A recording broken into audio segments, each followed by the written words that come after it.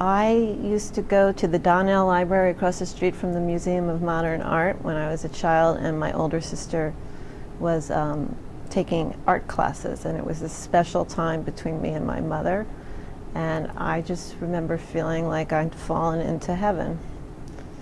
I couldn't believe that there were all those books there, and it was one of the first libraries that had like soft seats and stuffed animals and all of that. You know, I was a kid who loved books and loved reading, and what was amazing about libraries was you could get any book that you wanted.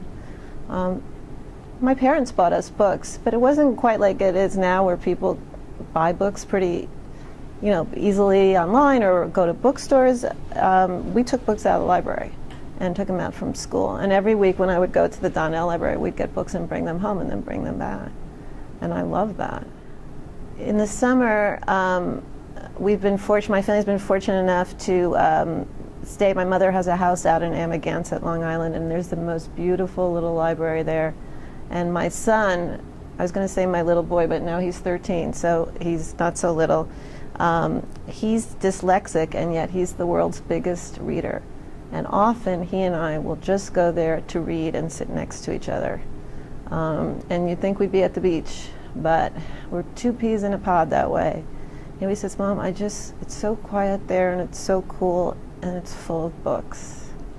It's funny, kids love books. I mean, you give them gadgets and all of that, and everyone says, oh, they're just going to play with their gadgets. But my experience is when you give kids books, they love to read them. As I mentioned, my son is dyslexic, which meant that reading was hard for him. And for a while, he was at a school with kids who were dyslexic, and I would come in as a visiting writer. They love books. They love when people read books to them. It was painful not to be able to read books. Keeping books from children is a criminal act. I usually every day wear this bracelet that the writer Ann Hood gave me, and it's called I Read Banned Books.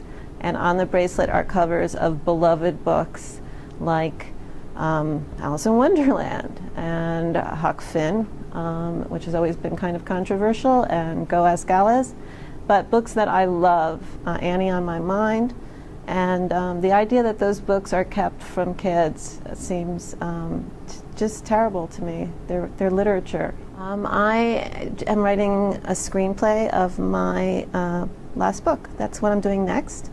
I just finished adapting a short story that I wrote called Parents' Night that was 2.5 pages and was in Tin House magazine, and I turned that into a movie script, and so I'm a little bit in the script writing business right now.